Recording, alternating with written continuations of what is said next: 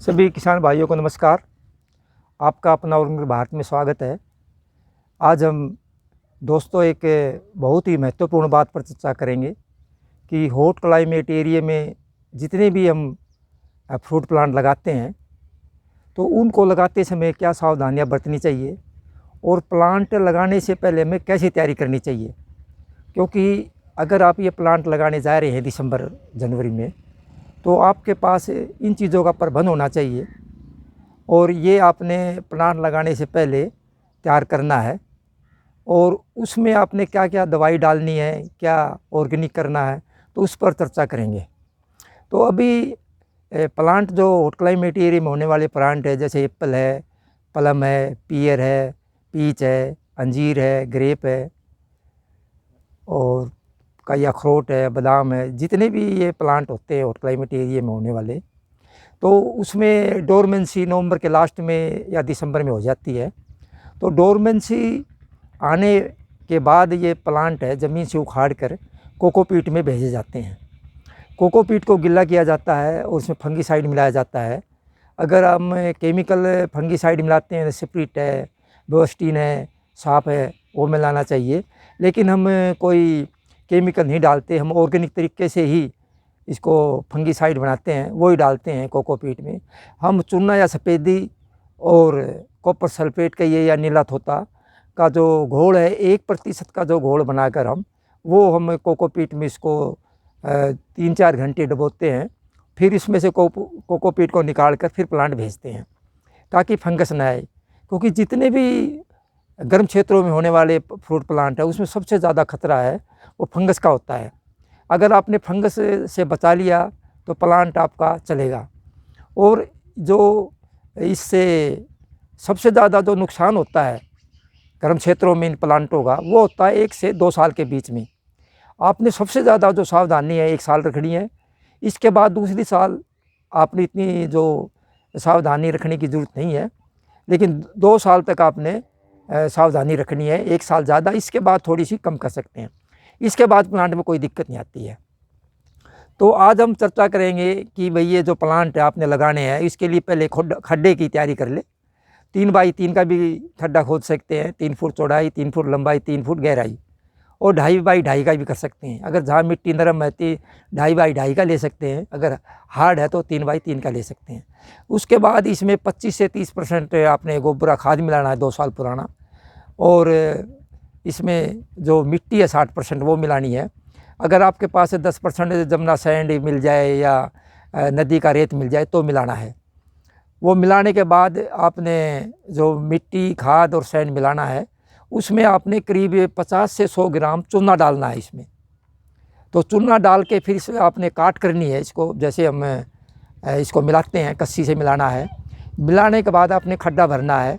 खड्डा भरने के बाद इसमें आपने पानी डालना है ताकि पानी से सेट हो जाए, और जो सफ़ेदी गर्म होती है वो पानी से इसकी तासीर ठंडी हो जाएगी। तो पानी से जो मिट्टी सेट हो जाएगी, और सेट होने के बाद आपने खड्डा ऐसे छोड़ देना है।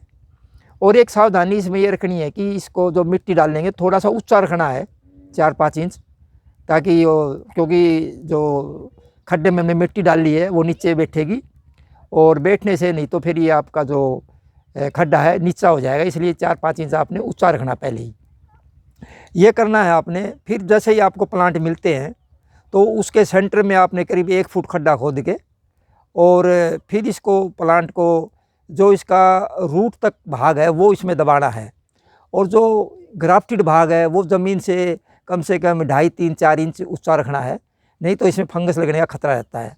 ऐसे आपने प्लांट लगा दिया है तो अब क्या करना है कि ये आपकी खड्डे की मिट्टी की तैयारी हो गई है। अब क्या करोगे आप कि अब इसमें दिसंबर में लगाते हैं आप प्लांट, तो एक बार आप इसमें जो 1% का घोल है कॉपर सल्फेट और सफ़ेदी का वो भी दे सकते हैं 2-2 लीटर पानी में। 2 लीटर से ही काम चल जाएगा, क्योंकि ज़्यादा पानी देने की ज़रूरत नहीं है, क्योंकि पहले ही पानी आप दे चुके हैं। और इसके बाद आपने जनवरी फरवरी में देने की ज़रूरत नहीं है, मार्च में फिर देना है आपने। मार्च में 20-20, 25-25 दिन में, मार्च में, अप्रैल में, मई में, जून में, जुलाई में, ऐसे आपने करीब 20-20, 25-25 दिन, महीने में एक बार ज़रूर देना है ये 1% का, ताकि इसमें फंगस न लगे।